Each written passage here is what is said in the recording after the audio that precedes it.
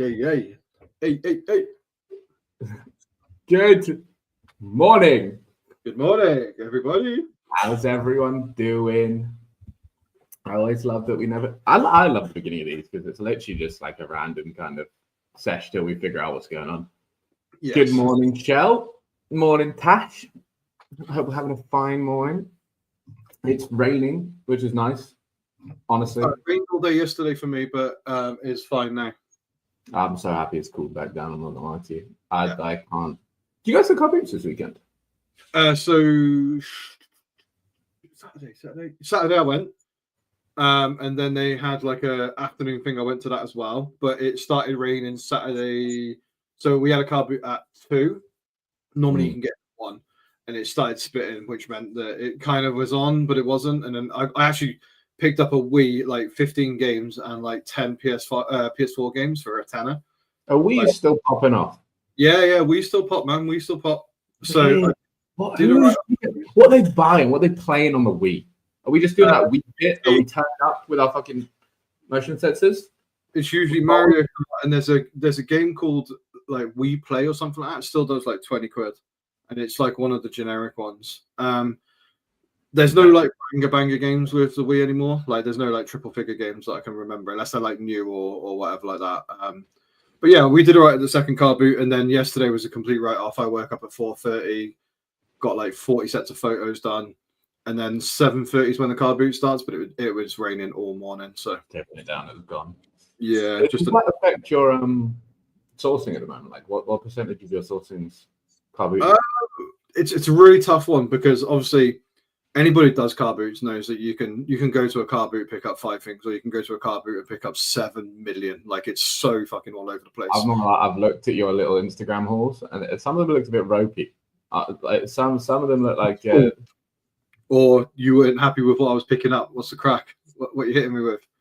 Are you saying they were too small, or are you saying small? I'm saying small. I'm not saying okay. I wanted to see whether you were going to slew me on what I was picking up. I'm not individually looking at everything we got there. I'm not analysing, not assessing. I'm just saying. I just looked at it. Hey, we've got a small pile today. I'm not sure if that was the move yet. Is that I am being more generally picky and not necessarily with like profit margins and stuff like that. Like I picked up some JW Anderson Uniqlo trousers for £1, right? They're only going to sell for like 23, 24 pounds, something like that, right? Very small margins or whatever. But the margin itself is actually good, even if you know what I mean. So I'm being slightly pickier in the sense that I'm not picking up the big things. We've spoken about it in the group where I've talked about picking up like ghetto blasters. Like I picked up that big Hitachi ghetto boombox. Yeah, 20 grand into 130. I'm happy with dealing with it for that. But I was also doing it where I was picking something up for 5 and selling it for 25 or 30, and it was the same size. So I've naturally started to slow down with that sort of stuff. I'm not picking up CRT TVs because I still have 3 I haven't listed. Like I'm trying to ignore all of the other stuff, right? So what was your accountability for this week? I'm pretty sure you guys like 10 electronics, and do a bunch of other things. I've done most of them up to electronics. Yeah, that's what I thought. I cleaned all the shoes. I mean, there's still time today. In fact, there actually isn't because I'm going to see my my trainer warehouse lady this afternoon. So literally after this, she's called that. Does she know she doesn't have a name and she's just trainer warehouse lady? Her name's Eve, but you're not going to know who Eve is. So I just go reference it. But I saw her at the Carbu on Saturday morning, and she said to me, "Oh, I was meant to message you." About coming to the warehouse, and I was like, "Oh yeah." She goes, the guy told me to message you, and I didn't, and then I went there, and he was angry that you hadn't turned up, and I was like, "Well, you didn't tell me," and she was like, "No." She goes, "I was going to ring you after, and then I completely forgot to ring you." She goes, "So I'm telling you now." So I think she was getting it in the neck because the last time I spoke to him, he said that he was not losing money, but he wasn't making enough money. Because they were new into trainers, right? Which is why I've got in because they don't know anything about trainers. They pair them up, they put them into it's like 25 kg bales or whatever, and then they ship it off to Africa or wherever they're going, right?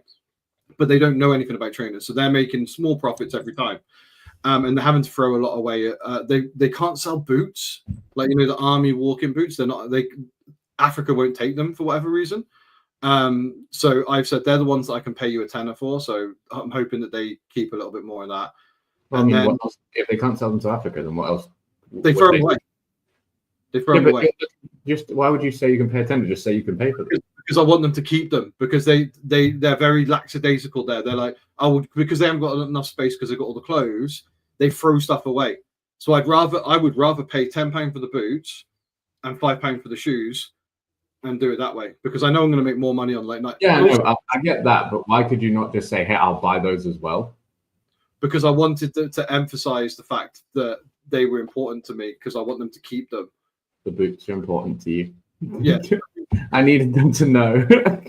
So, yeah, in general, it's been a pretty interesting car boot. But again, this is what I was saying to you the other week, right? Which is I'm focusing more now on trying to get in contact with people. Like this is a quick story. I was at the car boot and I was looking through this rail of clothing, and the woman had like £10 a dress. But the opposite her and down one on the aisle, the woman there sells clothes as well, and she'd been and looked at the clothing there, right, and didn't buy anything. So she was back at her stall. Anyway, I walked up and she was like, "Oh, they're £10 a piece." And I picked up 6 dresses and I said, "I'll give you 50 quid if I can take all 6." She was like, "Yeah, no worries." And as I was buying them, the lady that was over here walked up to me and goes, "Oh, I see that you're buying clothing. I'm not going to interrupt this deal, but I've got loads of dresses I haven't brought out yet. Come over and have a look in a minute when you're finished." Exactly, right. So I bought all those dresses, went back over to the thing. There wasn't anything for me, but the next time I was at the car boot, a week later, she was like, "Oh, you're the dress guy." She goes, "I've got stuff for you in the van." So she's then pulling out, and I bought I think maybe 3 things off her. And she was like, "Oh, I've got this stuff from the guy." And there was a brand new Tags Rab little hoodie, not like a base layer one. It's only going to be 35 quid or whatever. But she goes, "Oh, £5 for that." A leather rocker junior, whatever jacket. The rocker jacket. That's the one. Leather jacket for 6 quid. I was like, "I'll take that." And a few bits and pieces so yeah. Just trying to build relationships is interesting. With stuff like that, I'm always interested, right? Because so obviously they know that, and I feel this way about charity shops sometimes, right? They almost, when they see you're a clothing buyer or whatever, they expect you to buy a lot of clothes. Yeah. And for example, with that woman, she sees you buying dresses. She's like, "Oh, you love dresses? I've got dresses." Yeah. And then you go over and buy none the first time, and then only 3 the second time. Do you think they stop caring? Because I just at that point, I'm like, why am I even being excited to see this guy? He's just buying the normal amount anyone else will buy. Because I think it's dependent, right? So she was like, "Oh, I've got lots of jewels and lots of sea salt, lots of what's the other random Joe Brown's, right?" So she was like, "I've got all of these classics and classic boring stuff, but there are some pieces within those that do well, like some of the sea salt stuff does okay and blah blah blah." But what she didn't say, that some of them had newer tags and stuff, which makes it a little bit more interesting to me at £3 and £7 or whatever. So far, touch wood, every single time I've seen her at the car boot, she's come to me and gone, "Oh, dress man, come and have a look at what I've got." And then I've picked up more men's stuff. And she goes, "Oh, you don't just buy dresses?" I was like, No. So now I'm hoping the next time I go back. I love getting niched into a category. I'm the trainer guy to the guys at the warehouse. I'm the trainer guy. And then when I'm with Eve, who's the lady that connected me with the trainer guy, the trainer people, she's like, "Oh, you're the coat guy." So I'm buying coats off her all the time because I was buying bales of coats. So that's a better way to do it. So I think it all depends realistic. So Xander I know he's in the chat, is a perfect example of this, right? If you go to a wholesaler and say, "I buy everything," they are going to give you everything. Whereas if you go in and you go, "Oh, I buy stuff like Filson, Barber, like these sort of country, outdoor, vintage, sort of things," they're only going to bring you those because they know you don't want a fucking Bowden dress, right? So that's where. So when I go to see the lady, I go, "Oh, I'll buy the dresses, but I'll also buy this, this, and this." Now that might confuse her a little bit, but the standout point is that she's going to bring the dresses to me. Yeah. It's interesting. The brand of the dresses were 2 greasers, and then I think there was 4 or so sea salt. And there was no crazy money in there. The greasers actually sold for 45. That's pretty crazy money for a random pickup. This is not a crazy pickup. That's a really good standard of stuff to be in there. If it's sea salt, Joe Brown, Joel's, and then greasers, they don't really match up in terms of the standard stuff again. and don't get me wrong, like that woman did have a lot of like really crap stuff, like Miss what's not Miss 60. There's another one. I can't remember what it's called. But yeah, there's like just such proper random crap in there. But that's kind of what you're going to get from like a 60, 70-year-old woman who's doing car boots and has been sort of trading dresses. And she's like, oh, I'm just clearing out my wardrobe. I'm like, no, you're not. You don't have to tell me not. Just, you know what I mean? Oh, so this car boot actually on Saturday I went to, and there was a big stall, right? And so I picked up a knitted Stone Island jumper from 2011 for a £5, right? An Armani like lightweight, like the unconstructed like lightweight jackets, things, brand new tags for £7, right? So I'm picking up all these things, and they've all got little brown labels on them, and it says like vintage, and then there's like a price on it that they've got. So the Stone Island jumper had like £100 on it, whatever, right? And there was Gucci shirts, fucking everything, right? So anyway, I'm like, how much are the clothes? She's like, oh, they're £5 on a year. If they're newer tags, they're £10. I'm like, cool, because they weren't the proper prices. Anyway, I get to the bit where I'm paying, and I think I paid her like £40 or whatever for all of my stuff. And I went, oh, it looks like you've cleared out a vintage shop. She goes, no, we're just clearing out our stuff from home. I'm like, you're fucking so full of shit. Just there you are, because I'll give you my number and we can skip the car boot and I'll just buy loads off you there. What are we doing here? Like, just tell us. I don't know what their hesitancy is. Especially, 2 seconds. I've got a motorbike coming in. I wonder if the hesitation.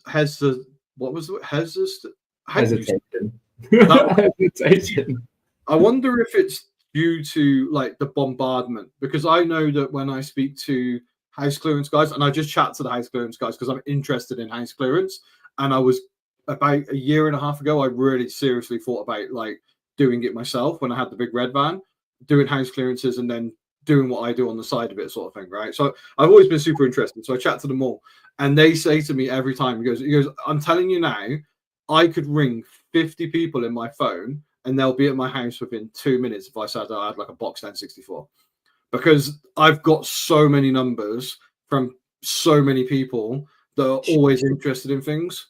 I don't think that would work. Okay, for house clearance people, I understand, because they're like, I feel like that's everyone's target at the car boot sale. Like for any reseller that kind of goes, they're like, oh, house clearance people, they're going to get whatever I want.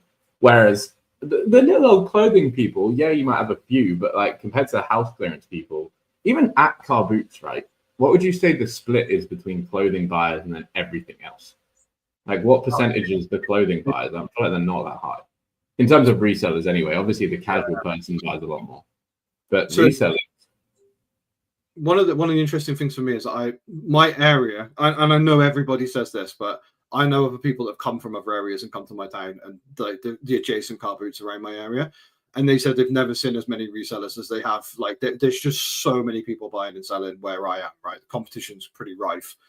And I'm telling you, I turned up to the car boot this weekend half an hour late, and I picked up Stone Island, Hugo Boss, like All Saints leather jackets, Armani jackets, all sorts of stuff. And bearing in mind, like first rows here, and like there's 15 rows, and everybody's at the 15th row. So they've either been through it all or skipped all of it. And by the time I got halfway through, I didn't pick anything up after that. So, but the first like half of the rows, I picked all of my stock up, and it was all clothing. And that was where all the clothing was. Why not clothing in the other half? No, there was barely any clothing because all the new people that were coming in. So it's an interesting tactic. But some of the house clearance guys, some of the like more tradery type people, instead of coming in at 5:30, 6 o'clock when everybody else comes in, they leave it till 7 because they have to wait less time for the casual buyer to come in, because they start at their end a lot of time. They're not selling a lot of their like garden furniture and plants to resellers. They're selling them to normal customers, right? So they don't want to put up for an hour and a half after everybody else, because there's no point, because they could just get an extra hour and a half in bed. So the latter parts of the rows are usually more tradery people. That's super interesting. I think clothing, well, it was pretty underlooked at car boot sales. I feel like generally, like Shelly, she's filling up her basket with homeware, and she's coming out of the car boots full, which is very interesting. I'm interested to talk to you about that later, Shelly, to be honest with you, because homeware, I feel like now as that there's come on vintage and other stuff like that, it's kind of popping. What's really interesting, by the way, is that I don't think Shelley drives, right? So she's either on a bike or on the bus, and she chose homeware as her category, so that it makes it infinitely more difficult to get home from a car boot if you're biking it and bus lamp, versus like IKEA bags of clothing makes it slightly easier, right? But if you've got like a lamp and a desk or something, and you're trying to whip it around on a bike, is quite funny. Literally shows one of the distinctions, which is quite amusing. But I'm glad the car boots are going well and interesting. Honestly, I'm interested again. People talk about this all the time in terms of reaching out to people at the car boot to try and make contact and stuff. You're actually probably one of the most successful. I know it. Well, some people have gone well and some people have gone not so well for you. But you've actually come away with something quite useful. Whereas I feel like a lot of the time it's like shooting thin air. Like there's the actual trainer lady. I don't think we were doing a podcast at the time, but when I first started, I would just go to her and chat to her in the morning because she had stock I wanted to buy. So I would go and chat to her and I would buy stock off her. And then after a couple of months, we got really talking and she'd save back bales for me that she thought I was interested in, right? And then after that, she was like, oh, we've got a warehouse and blah, blah, blah. And I was like, oh, I'd be super interested in coming and we could skip the car boot side of it if you really, whatever. And she was like, oh, yeah, we could do. And then she gave me a number and I was like, oh, look, I'm available to come whenever you want. And then literally static for like 2 months. And then a car boot rained off once. And she goes, oh, is it raining? I said, yes. She goes, all right, come to the warehouse. So this is at like 6 o'clock in the morning. And then I went to the warehouse and then crickets for literally the entirety because it was raining. It was like end of season. And it was because I was like, when car boots aren't on, you can make money because I'll be there buying from the warehouse. Whilst there's no car boots, you're going to continuously make money. And there was crickets the entire time. And then when the season kicked back in again, that's when we started having more conversations. And then it started to pick up. And then it snowballed really, really quickly because I was going in and I was going, right, I'll give you 8 because her budget or her aim for the day was £100. And I was rocking up buying like I'll do that. No problem. And like, do you know what I mean? And she was like, oh, I can go home now. And I'm like, well, just imagine what we could do if I came to your warehouse. Just imagine the big picture. I'll take everything. You'll be rich. I think I went twice and I spent like £400 with her. And then that was with the clothing side. And then it went to crickets again. And then the trainers came into fruition because she was transitioned from being the person that was involved in the warehouse to selling it and giving it to somebody else. So there was crickets. And then all of a sudden, this trainer deals started coming in for them. And then I've been in direct contact ever since. So even if you think it's a dud or you think you put in, I was smashing this nail into the piece of wood for a long time before it actually materialized. And now it's a semi-consistent once every 2 or 3 weeks. I'm going there and I'm picking up like 50 pairs of trainers. I think I picked up 50, 40 and 50. So I just realized we've gone through this whole chat. I asked you one question, which was what percentage does the car boot make up of your stock? And now we're here. And I don't know what's happened. No, that's ADHD at its finest. But the actual answer is probably around 20% at the moment. Charity shops is like literally 4 or 5. Like it's like 5%. Like I'm not going to charity shops at all. However, in my head, I've got some changes that are coming pretty soon that are going to make it a bit different. Is that in terms of charity shops? Yes. So one of the biggest changes I'm currently thinking of. You don't have to talk about it. If it's secret, top secret. No. I mean, I haven't even spoken to Tasha about it, but realistically, I go to car boots, and at the weekend Tasha sometimes comes, and then she was going to charity shops and I was vintage sniping, and now I'm going to pass the handle over to the vintage sniping to Tasha, fully, and then I'm going to be car boots, and I am going to. Only a couple of days of the week, but I'm going to start going to charity shops more. And the best part about this whole thing is, wait. I am not doing it because I think charity shops are good. I'm not doing it because I think I'm going to get more stock. I'm doing it because if I have to spend 1 more week of not going out the house, charity shopping, out all day, walking around, fresh air, I am going to blow my brains out. Instead, you're going to put Tasha in a cage. So I'm going to lock Tasha in a cage. Yeah. I mean, she can go out for once or twice a week if she wants to as well. But she is. Going to the car boots is getting out. Pardon?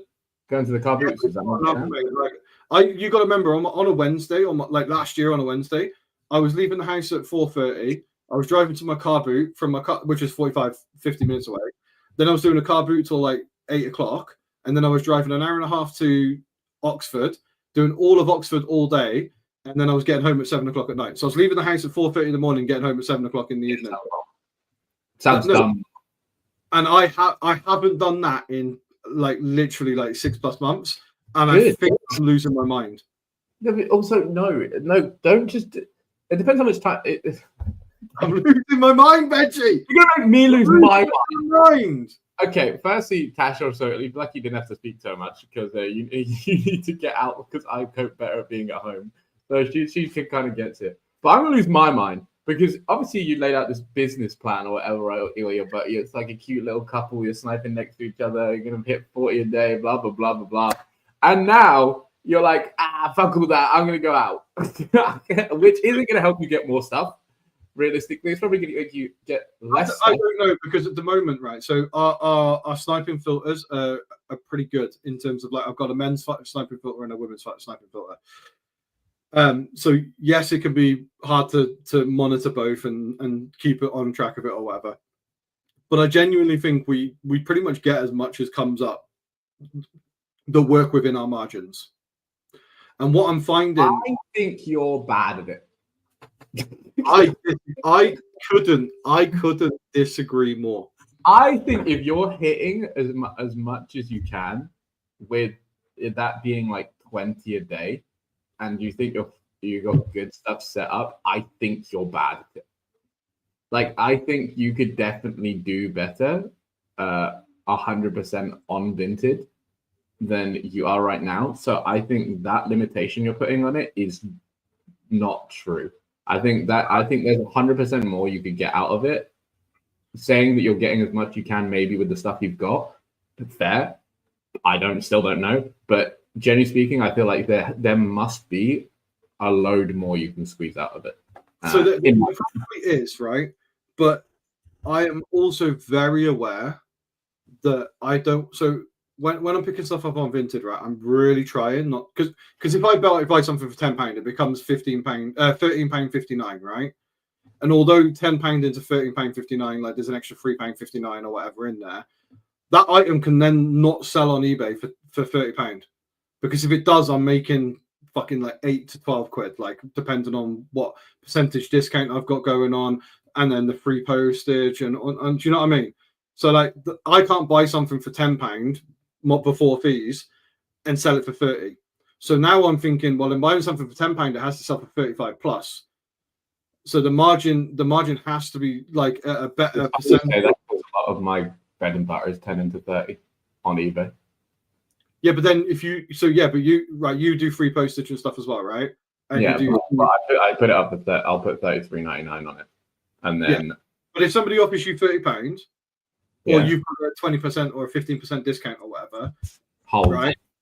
And then you've got free postage. But then you've also got to say 10 into 30 is fine. But if I buy something for 10, it goes to £13.59. So that's that's an extra £3.59. That's different. Yeah, this is what I'm saying. So if it's £10 on Vintage, you can't buy it if you're going to sell it for 30. You can do the maths now and how much I'm going to get from it. I'm on the eBay calculator. Let's do it, baby. Cost of goods, $13.59. Yeah.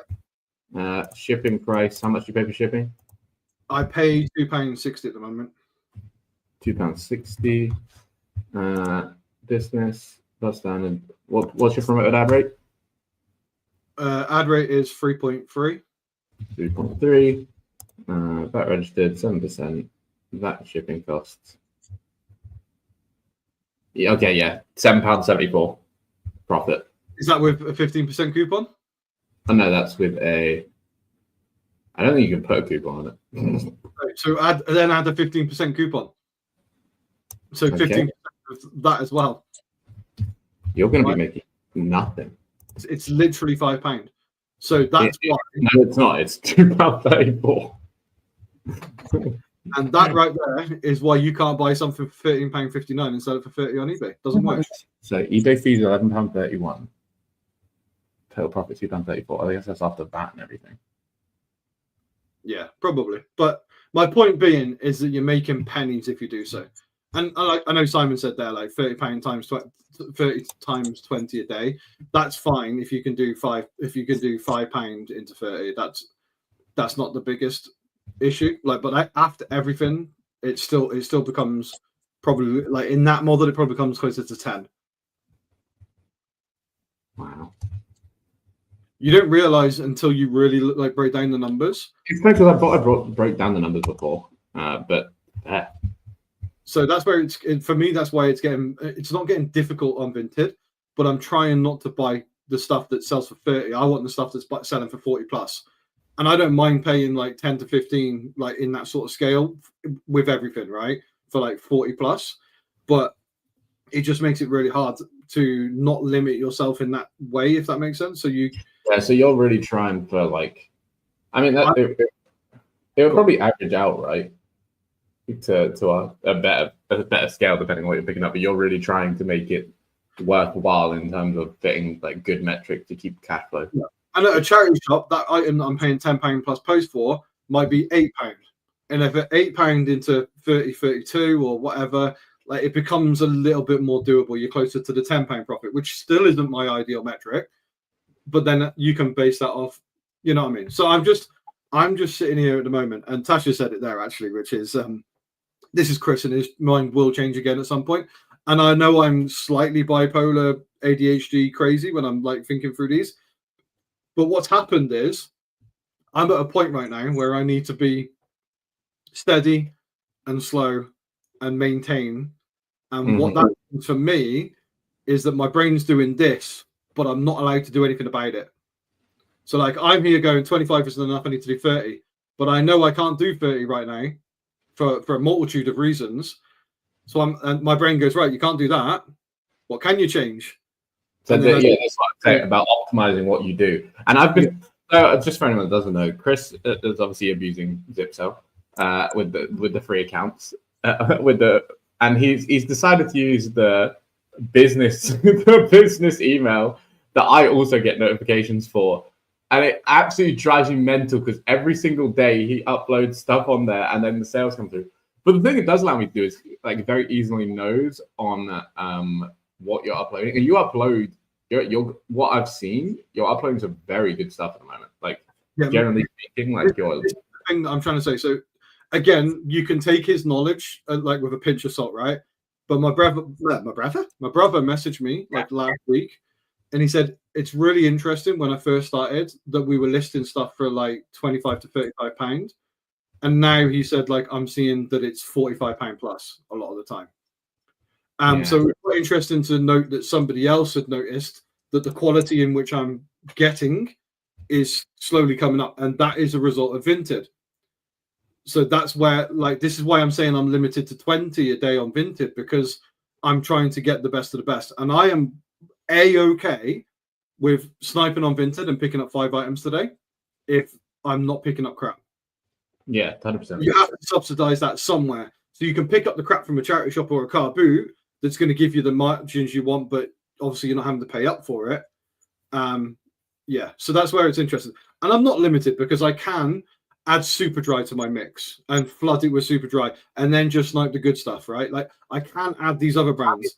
So the thing is, right, like, obviously if we change this around and you're picking up the £8, like 59 or whatever, like say you pick up a £5 or something like that, that's going to be a £30 item. Like, you could add this in and then you're making £10 profit an item, realistically. Yeah. Also, just a side note, my cost of goods aren't £13.59 in general.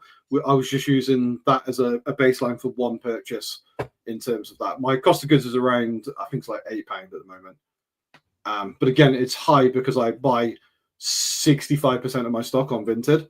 And I'm obviously aiming for, so my average sale price at the moment has gone from £26 average up to £34 average. So it's gone up, average sale price up by £8. That's fantastic. As it should. Like, I think if you snipe on Vinted, that is 100% a change you have to see. That's fine. I just wanted to clarify that it's not my average cost of goods is not all the way up there. It's just that Vinted is dragging it up. And again, like with Benji said, when I put my picture up, because I always post my little picture from the car boot, my average cost of most of those car boots is about £4.90, roughly. It's about £5 a piece. So like it is there. It's just when I'm sniping on Vinted, it just raises it massively. And I picked up a Burberry leather jacket the other day for £25, and it sold the next day for 150. So like not the next day, but like the day after it got listed or whatever. So it's kind of an amalgamation of me paying up for certain items, which brings it obviously up, but then the average is the same as well for the sale price. Very nice. I'm just good. So the other thing that is interesting here is obviously Jack asked about what about parking and petrol and stuff like that, and then Shelley added what about parking tickets. That's so parking tickets. I've had a few of those as well. And apparently, just as a side note, they are not tax deductible from your business parking tickets. So you are not allowed to pay for them with your business account if you were expecting to get it as a tax deductible thing. It's just cost. It's just cost because you're an idiot. You're not. Yeah, obviously. Why would they be tax deductible? No, absolutely. Yeah, but I just wanted to clarify that they are not. And absolutely, the fuel and the parking is definitely something that I've taken into consideration, and I've spoken to Benji about this, where like I was fueling up once a week, and now I'm fueling up once every 2 or 3 weeks. Like I'm not spending that much fuel. But a lot of it is good. What this actually makes me think about is for me, to be honest with you, and looking at that, because my 10 into 30, and this is another thing, right? If you were selling on Vinted more prominently, then also that would change again. Like you'd be much more better off if you're selling on Vinted, because then you could get like 13% back, at least 13% back. But it for me, I'm thinking now, like, okay, 10 into 30, I'm making probably again like £8, which is not ideal. No, obviously it cost of goods plus £8 realistically. I actually thought it was. I swear to God, I did this before, and I'm going to do it again. And this is kind of where it falls into the. So one of the reasons why I'm thinking about going out and doing this thing is actually the kind of one of the topics of the conversation, and like the productivity killer and stuff like that. And it is generally that right now, I need to. Number one, I've always been the person that has been out. So in my previous job, I drove for like 16 hours a day. Like I was just driving and getting out and going around London, coming home, and then it was hard work and it was just out all day, and I enjoyed it. Whereas I've always said that vintage sniping would kill me off, like mentally, and it is slowly starting to do it.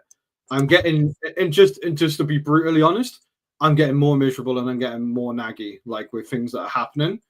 So I need to do something. Now that doesn't necessarily have to be me going out to charity shops and doing that, but I need to do something where I get out the house a little bit, because I feel like that's what's causing the issue, just from past experiences. So for me, I just need to do something, and even if it's only twice a week, where I go down to Oxford, because I really love that run, and I was building relationships that hadn't gone anywhere yet, but I was trying to. Obviously, that's one of the ones where it's going to cost me the most in fuel, because it's the furthest one that I did away and stuff like that. So I think it's just trying to balance my brain with productivity and making sure that I'm still getting everything I need to get done, but also keeping my mind fresh enough that I keep it up. Because if I spend another 6 months doing what I'm currently doing, I don't know how much more of it I can take. Just because it's mind-numbingly boring. If you're sitting on your phone and you're constantly refreshing every 30 seconds, it's so boring. So I'm not gonna lie, I've it's part of what I've been thinking about when I come back. Is obviously I got plans for other stuff, but generally speaking, I wanted to add vintage sniping in as like the supplementary side of things, to be honest with you, and try and stick to the more easy and kind of niche stuff rather than making it like the lifeblood, if that makes sense. Yeah. But again, I've thought about that. Every time I think about vintage sniping and doing it consistently, I genuinely think I would lose my head quite quick. But there's ways around it. Like, for example, I assume you spend all day just staring at vintage, generally speaking. Yes. Whereas a lot of people, I think, take it intermittently. Yeah. like people, you don't sit there and do like long stretches. You do like focused half an hour. That works perfectly well. But from my knowledge, again, there might be some people I don't know about, but from my knowledge, the people that can do it intermittently are only listing like 10 or so a day. No, absolutely not. Okay, well, in that case, I am wrong. Probably, to be honest with you, probably all the people doing it are better than you. No, absolutely. It wouldn't surprise me. But if they do it intermittently, then like I also get there's an issue for me as well. I also get the fear of missing out. I get a little bit of FOMO. So that's why I feel like I have to be doing it in long stints. Because then what about FOMO when you're out? Because I'll be in charity shops knowing that Tasha's at home covering it for me. Hey, and you're the funniest thing was I was not sitting on Vinted the other day, right? And I was just fucking mulling around doing something else. And Tasha walks in and goes, "Oh, just so you know, can you just double check Vinted and make sure everything's okay that I like bought fucking double RL jumper, fucking this, that, and the other." And I was like, and then I sit on it for an hour and I don't find fucking nothing. I'm like, damn it. So I feel like sometimes I just need to be on it. Like, do you know what I mean? I just need to be there. Oh, yeah, I get you. But again, if you want to like balance it with feeling good, then you got to do it differently. You can't, if it's not working and it's driving you mental, then you gotta find a way to do it that makes it less mind-numbingly soul-destroying. I genuinely think if I can take 2 days a week, maybe if it's just a Wednesday, I just take Wednesday and I go, right, Wednesday I'm going out on my, and what it is as well, and this is like, obviously I love Tasha, we've been together for a very, very long time, whatever, but I love my own company and I love my own peace, right? And I love being on my own. And at the moment, like I'm on my own, but when I'm on my own, I'm constantly on Vinted and it just isn't what I want to do. Whereas when I go around charity shops and I'm out and about, I'm walking around and there's fresh air, I'm getting ice cream. Like a theme tune going on in your head. Do you know what I mean? So I think sometimes no, because then you'll come back and you'll be fucking miserable from that as well, because you'll not have found anything. You'll realize you're wasting your time and you're like, fuck all of it. No, this is where I'm all of the time. Especially now, like generally as the resident charity shopper here now, summer's harder in charity shops for sure. I don't think, like you've previously talked about charity shops getting worse. I just feel like summer is worse for charity shops because I think when winter comes back around, it will pick up again. But I don't think it feels worse for sure. What was I going to say? I still do think though that you're like, we'll let Kaylee shout at you later about it. It's fine. I'm here for the shouting. In terms of what we were actually trying to talk, well, again, there's no real theme here nowadays. It's just what we think we might talk about somewhere in there. Obviously, we just did our first book club review. I thoroughly enjoyed it, although not a book lover. So, do you know what's interesting? It's made me realize I really like books. Like, I don't like reading as an activity, but I like the stuff it makes me think about. And so, for example, I wouldn't sit and read a fiction book, maybe, but I like books like this because to me, a lot of what it was about is like psychology and like making you think how people work and operate and stuff like that. And even the next one we're kind of reading now, I've already like 2 hours in, realistically, because. Or reading.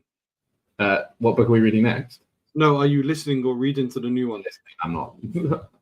So I actually bought the book off Vinted because I said to the guys after you left because you were busy on the Friday after the book club thing. I talked to the guys afterwards, and I said that this time round I was taking photos and listening to it, but I didn't feel like that didn't give me the opportunity to write the amount of notes you did because I was working and listening.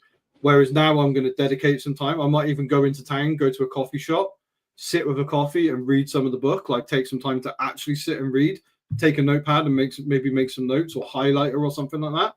And I feel like that will give me a better, because this book was great based on what you guys were saying, but I didn't get it. Like while I was listening to it, I was like, I'm not enjoying this. So I think maybe reading is the way to go. I found, so I deliberately didn't do it whilst photographing, like because to photograph or listing, because photographing and listing, I have to actively be doing the other thing. And I say that, but do you know when I did most of it? Driving. Actually, I did the whole book driving, and I just spoke into my notes as I went along, as I drove. But for some reason, like driving is compared to photographing and listening is a less engaging activity than, which is dangerous, by the way. I consider myself quite a good driver, but anyway, just ignore that. That's fine. We didn't. But what I did it that way, and I found whenever I tried to do it with photographing or listing, I couldn't. So I just turned it off because I couldn't listen properly and take notes. But I love the way that I love thinking about stuff, as we well know. Yes. I love thinking about things. I like thinking, projecting things. I like imagining stuff. It's fun.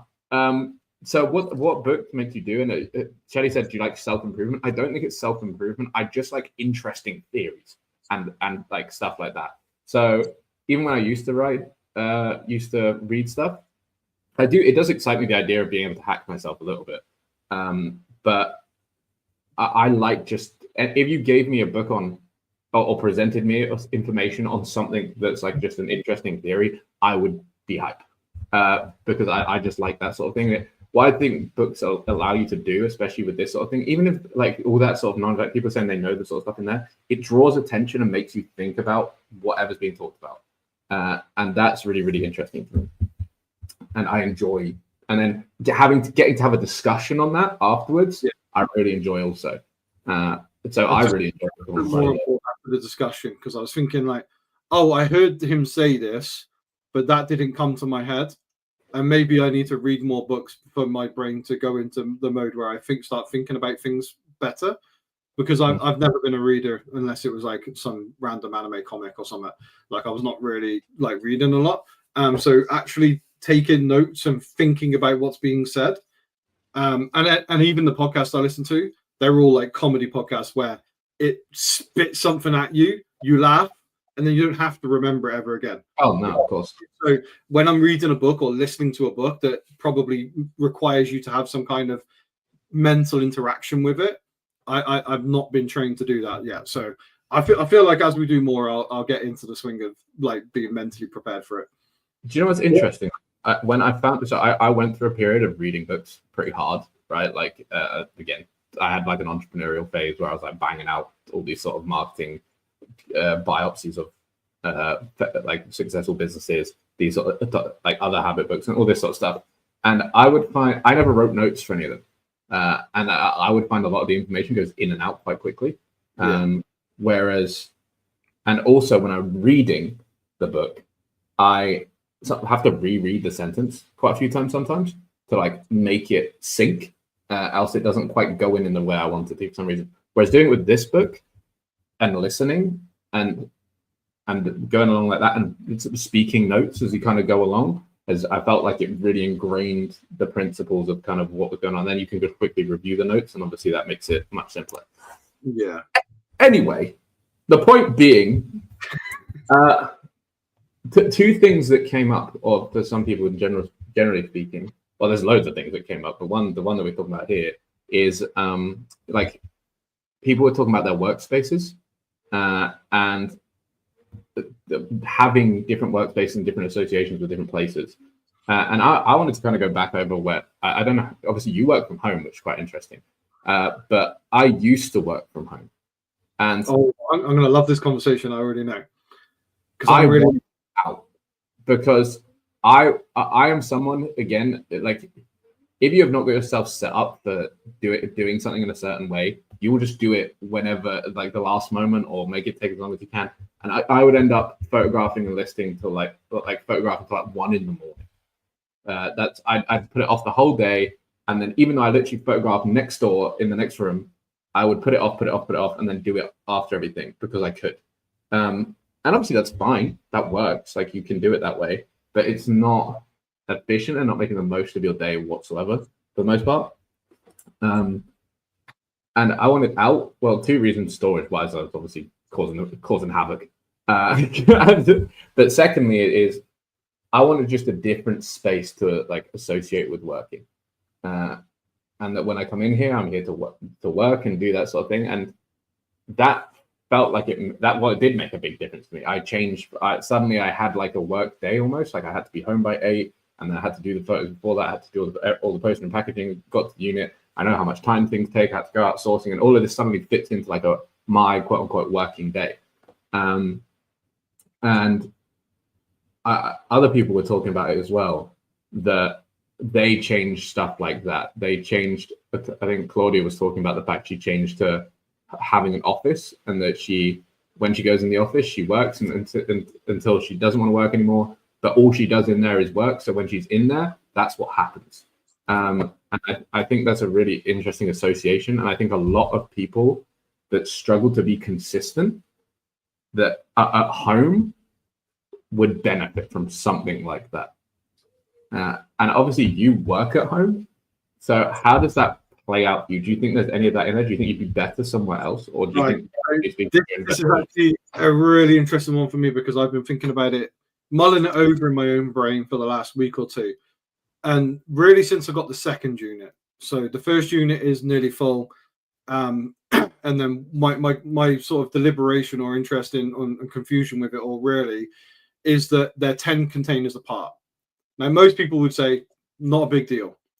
But if you fill container 1 with clothing, and then you start filling container 2 with clothing, and then you've got to consolidate, so you're squashing all the boxes up, then you've got to consolidate unit 1, then go over to unit 2, bring all the boxes over, put them where they're meant to be in order, then go back to unit 2 to then reorder from the so say for instance you've got 0 to 6,000 in unit 1, and then 6,000 to 8,000. And it's a big pain in the ass, right? So that's where my sort of thought process went. Oh, I got the second unit because I wanted to do, like, I knew that the clothing side was going to start filling up soon because I'm listed 25 a day. So it's inevitable until we start rolling, right? So I was like, right, I need to get this other unit. I got offered the other unit, and then I started putting some trainers in there so I could clear some space in the shed and doing all this sort of things. And what I realized very quickly was I fucking hate having like 2 different places of work. It drives me mental, because when I was when everything was in the shed, right, I could get, like, I was in the so my office now, this room is the spare bedroom, right, and it used to be the dining room. That's where my computer used to be. So my computer used to be next to my U shape, which is rail, board for photos, desk, packing bench type thing, right? And it was all in a U shape. Then I had my computer, right? And then I could walk 5 foot into the back garden, big shed, all of my stock listed, right? And now my computer's in the office up here because I wanted more room for the photo thing. Now, the photo section and all of the stuff adjacent to that I need to do works brilliantly. We've got better setups in there now. It is fantastic. I love that space. But having this completely separate to that, but then not having any listed stock in the shed anymore, so I can't do all of the things I want to do. And my unit is only a 2-minute drive. But it still infuriates me that I'm not all in one space. And I was actually talking to Craig, UFO Vintage, about it. And I said, what I'm going to do is I'm going to use these units currently. And then when I can catch myself up and I can get a bit of a bank balance going again, the first thing I'm doing is not going up in listings. It's getting a space where it's all in one. So I want my office, I want my photo setup, and I want my storage all in one space. And I don't want it to be at home because I want it to be completely separate. Because I do believe that my productivity now is 10 times worse than it was when it was all in one space. So in my head, that's a big factor. So I want to go into a space like you've got, right? You've got your little room in there that's got all of the stock in there. And then you got your computer here. And then to your, I'm assuming your left is your photo board and all of the stuff for the stock. Oh, it's the other side, right?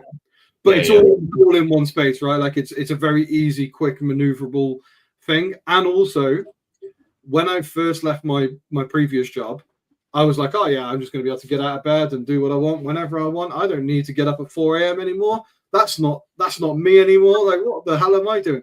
Very quickly realized that if I don't get out of bed at a reasonable time and a consistent time every day, I will just do nothing all day. Because I get up, I upset my normal routine or my previous routine, and then I just do fuck all day. And what I'm realizing now is that that's so true, by the way. Sorry, that's so true. It's something I've been like kind of one about myself. That so now that I'm quicker, right? I can take I can take longer to get started. Not only am I quicker photographing and listing, I'm quicker in charity shops. So the time it used to take me to go through all the shops, which was most of the day, and I'd have to start at a certain time, I can now go quick. And it means I can leave later. But when I leave later, everything feels more sluggish. Like it's when you don't have a consistent routine or anything like that, you just end up not working in the capacity you could be, based on what your body just flows into doing. If you're on, like, Wednesday is the day that I'm busiest, and normally is the day I feel good about doing stuff. Like it normally flows quite well compared to like when I have to get up. Whereas, for example, our Tuesdays, right? Obviously, we have a meeting in the morning, then we have a little call in the morning. I do that from my house. And then after that, because I haven't left my house by, what time is it normally that time? Like midday. Yeah. I struggle to get out as fast. Like I struggle to like get out of that house environment at midday and like go to work in the same way. And it's just about getting out and doing it. But yeah, that's really interesting and definitely something that I realized literally today, by the way. And do you know how I realized that this was an issue? Because yesterday morning I woke up at 4:30, and by the time that my alarm went off at 7, which is the time Tasha normally gets up for school run and stuff, we do that on our car boot doesn't start until 7:30, and it's like a 2-minute drive. So she gets up at 7 usually on a Sunday. And by the time she'd woke up, I'd done nearly 40 sets of photos, added all my listings, nearly cross-listed some, and I'd gone through and revised all the listings, right? And today, I woke up at 6, and all I've done is postage. And then I've come here and I'm doing this. Whereas I could have got another 20, 30 sets of photos done. You are up at 3.5 hours. And this, so what really is starting to I'm starting to realize is that when I'm not up at 4:30, it's causing me massive issues because I'm already behind by, like, you think about it. If everybody, like, Tasha's getting up at 7 o'clock and because she'll take my son to the bus stop or whatever for school, and then from there we'll go and do parcels, right? So we'll print out at 7 o'clock. We'll print out all the labels, get everything organized in what we're doing, and then she'll take him to the bus stop, meet me at the unit, and when we'll do all the postage, right? And that's fine. But before that, I can either be asleep or I can get 30 to 40 sets of photos done, and probably list and probably do some kind of like eBay tweaking with titles and then sell symbols and stuff like that. So if I don't get up at 4:30 and I get up at 6, I potentially lose 30 sets of photos, listing and revising listings. And that is literally, by the way, once we've done parcels at like 8 o'clock, our entire work day is done if I get up at 4:30 by 9:30. And then all I've got to do for the rest of that day is snipe or like go sourcing or do any of these things. But if I don't, then it's 12 o'clock before I get to do any of the other things that I'm meant to do. Yeah, like, it's crazy, the knock-on effect. It's really starting to come to fruition now for me that I'm like seeing it a lot. Crystal said she loves having a office space. Couldn't handle the stuff at home, and I'm so just as a point. I know Andrew's done an accountability post where he had his front room and it was like boxes of stock. Like half of my front room isn't visible currently because I've got stock in there, and all I need to do is move it to the shed. But if I had a unit where it was all the space I had unlisted, listed, office, photograph area, as soon as I've been to the car boot, I take it straight to the unit. As soon as I've been out charity shopping all day, go straight to the unit. I don't see any of that here. And that is what I think is, me and Tasha have this debate quite a lot where she's like, oh, you'd work all day if you could. And the answer to that is usually yes, like I would. But that's because my brain is constantly in work mode because I walk around the fucking house and all I see is work mode. So that is genuinely another thing, right? Like the association you have with the space is like, it's good that yours, to be fair, like although it's bad, it's actually probably good that you have an association on the work side of things, right? Because you could associate that whole space with like chilling, and then it would be very, very difficult to do work. Like you would find it hard to, and I think that's the problem a lot of people have, is that their home is in their head is the associated with the chilling space. So then trying to get yourself to do work in that environment when you see the TV and like you go on your phone in that spot and all of it, and you chill and watch in your bed, like all of this sort of stuff is like associated with relaxing and not focus and getting stuff done. And it's hard to fight those two mindsets a lot of the time. So getting out and my mindset is that I'm at home and I'm thinking about work all the time, because I do know people that are like work from home and they're like, I'm just at home, innit? So I'll make my coffee, I'll chill, I'll be on the settee doing. I know people like that, but it's just really weird that my mind is constantly focused on the other side of it. Yeah, it's like two things, right? Like yours is it's a negative association, but a positive association because you actually get the work done.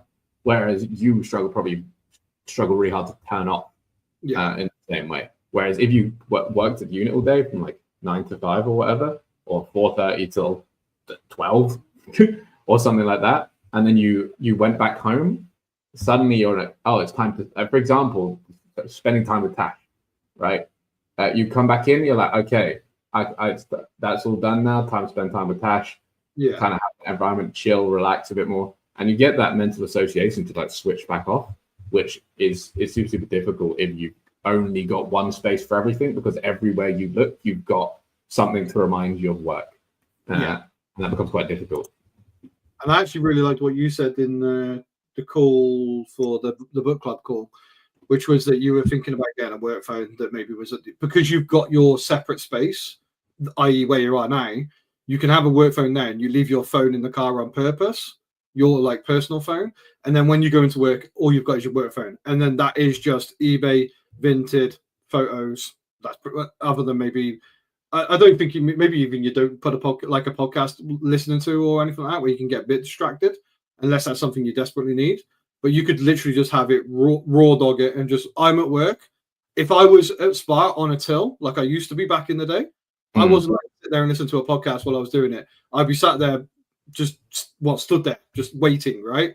So like I just got an image of you just standing behind the till at Spa waiting when there's no one to serve and just standing there kind of lonely, like literally that's what I did. So I think that's super interesting, and I think if I can get to, I've got a couple of months to wait until I can get some funds together to match what I need for the growth of what I'm doing. But yeah, I think that's the first thing I'm going to do is try and find a space that's going to allow me that, afford me that time and distance away from the business when I'm at home. That's my big focus at the moment. I think the other thing you can do is kind of what you said there with the phone stuff, is just design the space to make sense. And even still, I haven't really finished like designing it, like putting all the steps in to kind of make it efficient. Like for example, the work phone would be massively beneficial because I'd say the number one distraction as a reseller is the other things on your phone, and works that. But like designing the space so everything is easy and straightforward and obvious to do. Like so, you say raw dog it come in. When I really need to do stuff fast, I raw dog it, right? Like I'm focused. I've got nothing else on, and I'm just doing the photos. But normally I'll have a podcast on if I'm slightly more chill or whatever.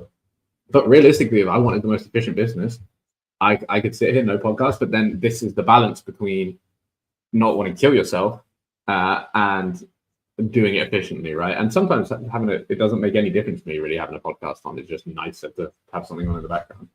But yeah, designing the space afterwards to make everything you do easier and better. And I still like even now, like I haven't finished my photo setup is probably the most inefficient. You were talking about yours and you kind of viewed it out and kind of got it. Mine is elite, by the way. Like it's incredible. Like my whole dining room setup is elite. Like it is. I would struggle to find anybody that's got a better system than I've got for storing clothes, then adding them to the rails to get them all in. Like I don't think there's a better system. Period. I think it's all. I think the rail can be. I think the only thing that's. So I've got multiple problems. Like I genuinely have multiple problems. I don't put stuff on the rail because I think that's almost a time waste for the most part. Because then I just take it off the rail and like. That's the only thing that I struggle at the moment is re-adding everything to the rail when I finish doing the photography, so that the next day I come back and it's all there. That's the only, and that's just me just not asked. Like I'm like I'll do it when I get up and because it gives me an hour. Like it gives me 15 minutes to wake up with my coffee while I'm just like hanging stuff up. That's why the stacking is probably smarter for the most part. But the main reason, like I haven't made it efficient, it's because I haven't made time for it, right? Like, yeah, this is just another thing. Like, I made a call in the group to focus on making time for stuff that you need to do that isn't the event, because you just get caught up in everything. And then by the time you're at the weekend, like, you don't really want to spend the rest of your weekend doing stuff that you haven't made time for the most part. But it's just another job, right? It's another job. I need to take my lights off the ground, put them around the board. I had a big discussion when I first moved in here about how I could make all the lighting better, and I just ignored that for the most part. You know what it is?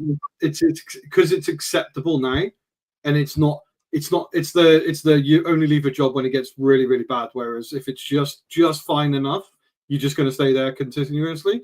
That is the same with your setup. Your setup is fine, and fine is the enemy of perfect or better. And you're just like, it does what it says on the tin. I don't need to change it. It does it well enough, and then you don't put the time aside to go and change it.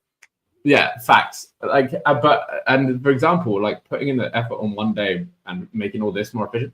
A very, very stupid thing that's probably the biggest bane of my existence in this whole world is I have fishing wire hang over the top of the board, and that's why I hook my hanger in.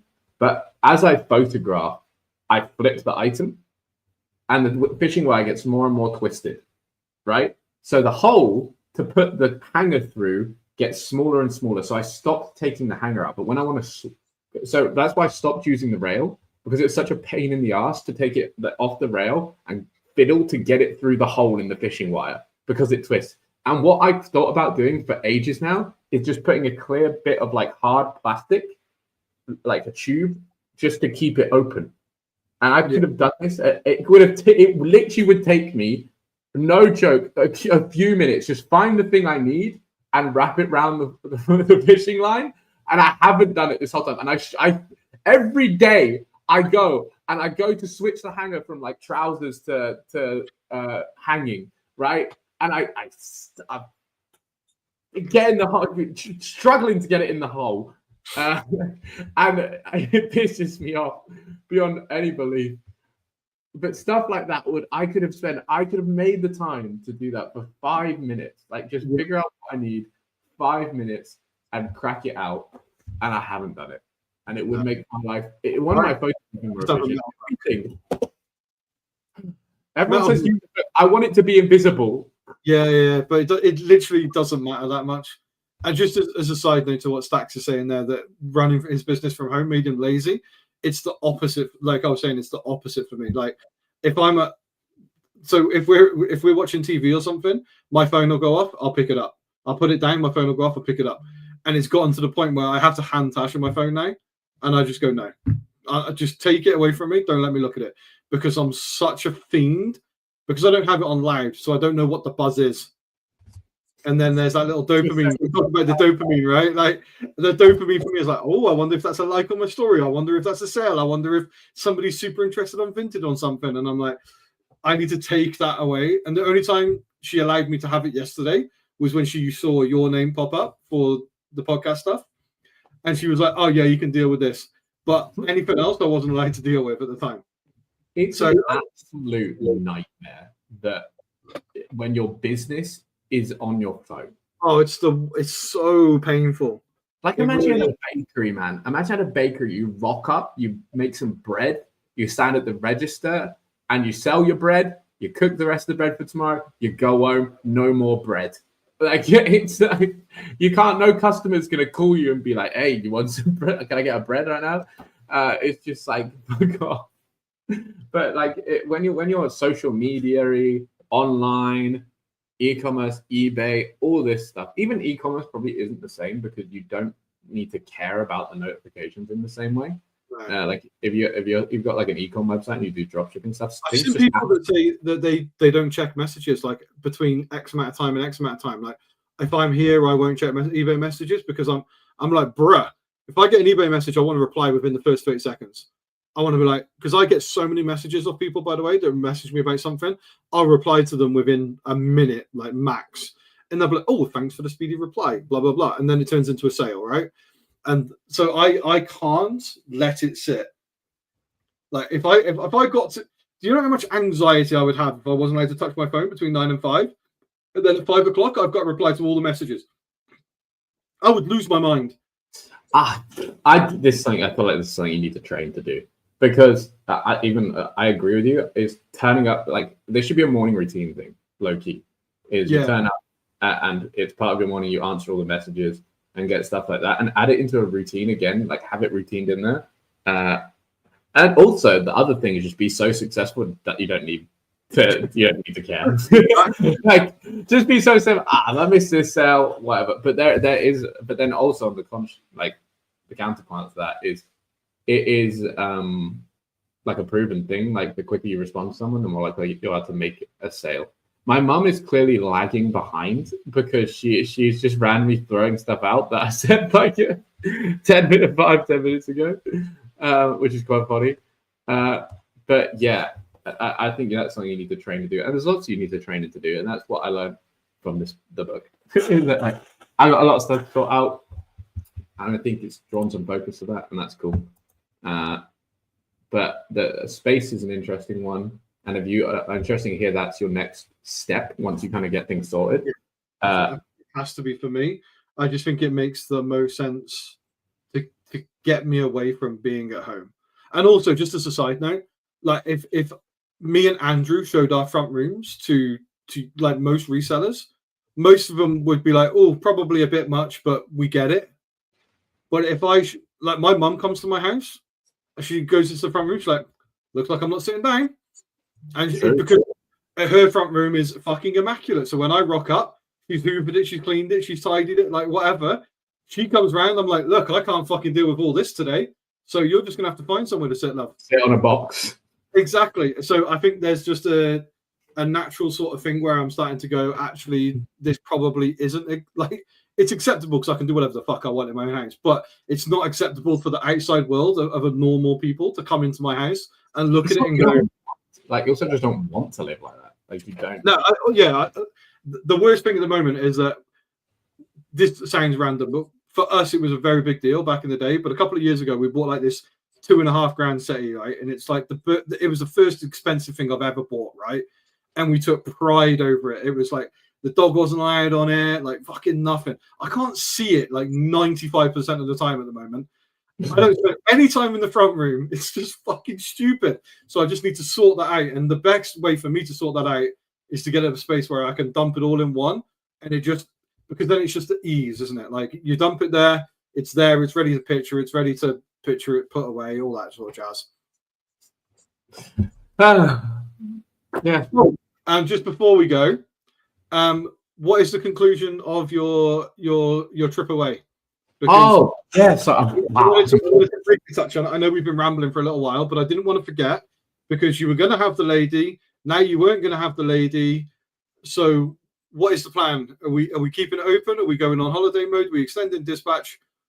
Or have we got somebody? We are open for business. Okay.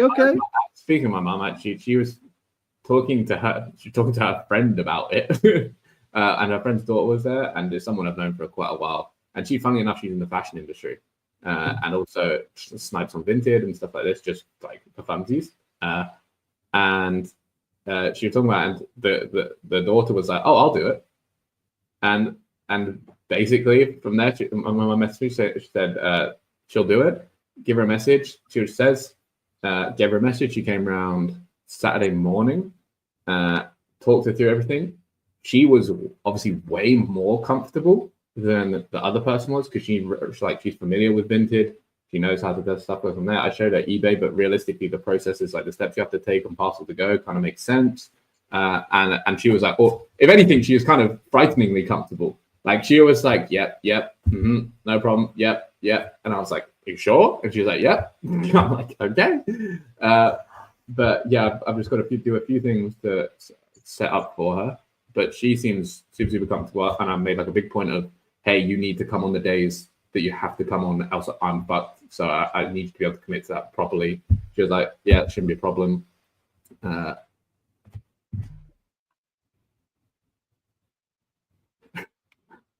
You will not believe the timing of this. I have just had a text from the other woman saying, hey, how are you doing? My husband has decided to help me with your offer, because that was the main reason to do that. So if it's still available, Damn. This is what I was saying to you. I was like, I wonder if she's playing hardball, like with the cash monies. But clearly, there might have been a little bit of that. But then now you're in a predicament. I don't think you're in a predicament at all. She literally just said to me, like, right this second. Like, that's so funny. I was like, you needed to know. So ultimately on this, it's like you've got to be like, nah, sorry. Well, yeah, obviously I've got. You've had to commit to something else because obviously that's wild. That is crazy. Like she's like she messaged me. I was like, "There's nothing else she's going to be saying except for the fact that she wants to do it." Now, which I picked up straight away. But that's funny. But yeah, basically, long story short, one of my mum's friend's daughters come and saved the day for me. And well, clearly wouldn't have saved the day because it would have been fine anyway. Apparently, yeah, it would have worked out in the end anyway. But yeah, she's obviously seemed very comfortable with all the technological side of things. And I showed her the store and everything. The main things that I'm trying to focus on now is what I'm going to do with returns. Then try and get them sent to that shop, or maybe might end up still being my house. A question for people quickly: can you put a return address as any address, or does it have to match yours? Like match your business or anything like that? Because I'm thinking, so they take Royal Mail there, but I don't think you'll be able to do like collection Royal Mail as a return address, something like that, like a shop. But I'm just thinking, if I just put my return address as their shop, then, and they're happy with that, surely that works. I can't see why not. You can have different addresses set up. I know Hanley said it last week, no, that you could get it set up to go straight to the shop rather than the Royal Mail side of it, just the shop itself.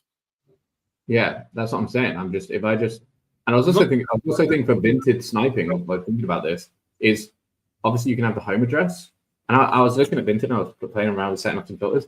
And that's not one thing. And I kept seeing I was getting annoyed that postage like kind of puts you all over the place. If someone doesn't have, like, that shop is so unbelievably convenient. I'd love to go there and pick everything up. But it's Yodel, it does Royal Mail, it does InPost now, but it hasn't registered yet. So it does everything, but a lot of people use Every, and Every sends me like round the corner, and I'd rather it all just be there. So I was like, hey, if I just make that my home address to snipe to as well, and just send all the parcels there, then I can just set everything up as home, and I'll never have to think again in terms of when I'm sniping or anything like that. Yeah. Interesting question. How old is the friend of your mum's daughter? Same age as me. Ah, okay. And what did you say? She just does fashion stuff. So she works for Ralph Lauren, and she's a buyer for Ralph Lauren, and she's worked with a few. She started off at like Boohoo, and then she went somewhere else, and then she was at Vivienne Westwood, and she didn't like Vivienne Westwood, and then now she's at Ralphie. I think she's having a great time. But yeah, she's very familiar with the game in terms of what's good and what's on brand and stuff like that. I think that's her job. Thinking whether you could turn that into a connection of some kind in terms of purchasing stuff. I've talked to her about it before, but obviously Ralph is a massive, massive company, right? Like it's not any easy stretch by any imagination. Exactly, and get it eventually. We need that double RL outlet. And I asked her, I was like trying to figure out like, hey, where could I go to try and buy stuff? And she was like, Loki, you probably have to go to the warehouses in Italy and stuff like that for the Europe side of things. But she just doesn't, it's not her sector. She has no idea. Like her job is to buy for Europe and sometimes do a little fashion shoot every now and then. But aside from that, that's her job, that's her focus, that's her role. She doesn't know the inner workings of where Ralph Lauren goes to. They've got a specific job role, and they're so focused on doing that they don't really care about any other sectors. So it doesn't really become an issue. So she's probably with a company that size, you don't even find out about other sectors. Like unless you sit and have like a meeting with them and like need to know. Like there's no reason for her to know what happens to the surplus overstock from shops around the country. Like there's no need, like realistic. If she's a buyer, she probably needs to know what's being surplus and overstocked. Yeah. So you should know a little bit about it. Yeah, but it's not in terms of the process of getting it. having to that's someone else's job entirely. Yeah. And I'm glad that she's texted you back as we were talking about it. That's jokes. I can't believe that is unreal. Like that timing is outrageous. She could have mentioned me at any time, and she literally mentioned me like not only just in the podcast, right at the end where it was like an extra bit where we quickly went over it, and she actually literally texted me. Maybe she's watching. Hi. But yeah, there you go. That's sorted and clearly double sorted now if I really want to. But yeah, so we're good to go. It's just about making that all happen. Also, yeah, do you have a Zebra printer? Yes, I do, sir. Is in terms of installing the drivers and stuff on a Mac, is it easy? Like on a Mac? Yeah. No. Oh, no, good luck with that. I had to watch 4 YouTube videos. I'm actually pretty good with computers, but I'm good at computers when it comes to like gaming and sorting out that sort of stuff. I'm gonna say I've seen you use an eBay search. Yeah, when it comes to actual stuff like that, no. But it was not easy, no. It was difficult with the Mac. So I would definitely take some time to watch a couple of YouTube videos and work out how to do it all. Because it did take me about an hour or so to get sorted out. So that's on the to-do list for today. All right. Lovely. Join the Reseller Group. Join the Reseller Group. We like books. Having a great time over there. And thank you very much for coming. We're gone for 3 weeks. Oh yeah, this is the last episode now for 3 weeks. Yeah. We decided to take a mini break over doing anything different because we felt it would be nice just to have a little bit of a chill and then come back with some great burning topics. Benji can tell us all about Australia and how many kangaroos he has fight with. Go to an op shop. Oh, please do some op shopping and stuff like that. And if you can get to a flea market, please go. I really would just want to know your experience compared, because obviously you've done both. So over here, I would love to know your differences and experiences with that. I'll definitely give it a look. I'm 100%. I'm there for 3 weeks. I'm sure I can squeeze it in at some point. Yeah. And we're going all over the shop, so I can really see what it's like from place to place. Yeah, that'll definitely give some good topics to talk about. Lovely. Thank you very much, everyone. Have a good month, basically, because I will see you. Bye. Bye.